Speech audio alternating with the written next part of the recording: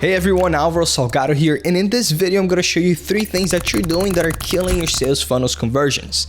Over the last 4 years, I've done hundreds of sales funnels and I've helped hundreds of entrepreneurs launch their products and their businesses online. So here are 3 common things that we found in the sales funnels that were underperforming. So if you're doing one or multiple things in the list that I'm going to show you, that is probably why your funnels are underperforming. So number 1. Too much going on. People tend to lose interest if you have too much going on your page. And that could be contributing to people just going on your page, getting confused, not understanding the offer, not understanding the message, thus ending up leaving the page. So to fix this, you want to remove all unnecessary images, text, videos, or anything that is not contributing to the page and your message. Be as clear as possible about what you're offering, what your prospects will gain from it. And remember, the difference between a sales funnel and a website is that in a sales funnel, you only have one call to action, one message, and one offer at a time. Remember that your goal is to keep your prospects interested. You don't want to get them confused.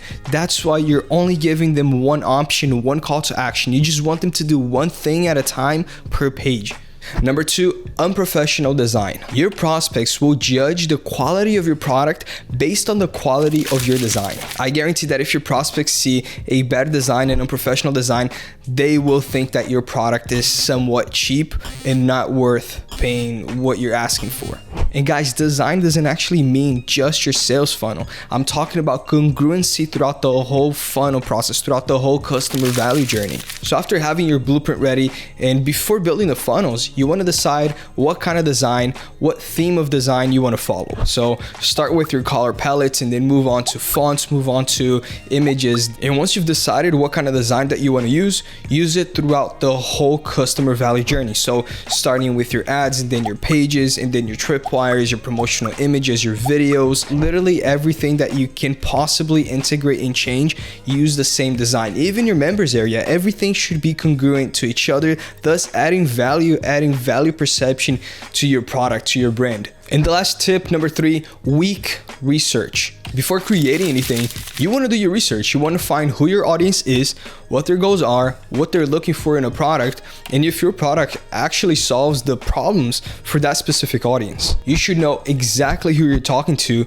before creating your copies and your funnels, or else everything that you do will be irrelevant for your audience. The more niche down you are, the easier it is for you to get results because the easier it is for you to find your audience. And that's why I always recommend to my clients who are not able to create high converting sales funnel to niche down and choose a specific audience. And trust me guys, it's best to do all that work right now of researching rather than putting your funnel online and then not working, wasting your money, energy, and time and having to A/B split test and just waste another 2 or 3 months. Now, obviously there's so many more mistakes that people make whenever creating a funnel. These are just 3 of the most common ones that I found, but there's so many more, and I'm not going to go through every single one in this video, so make sure you subscribe and you like this video for more content like this one.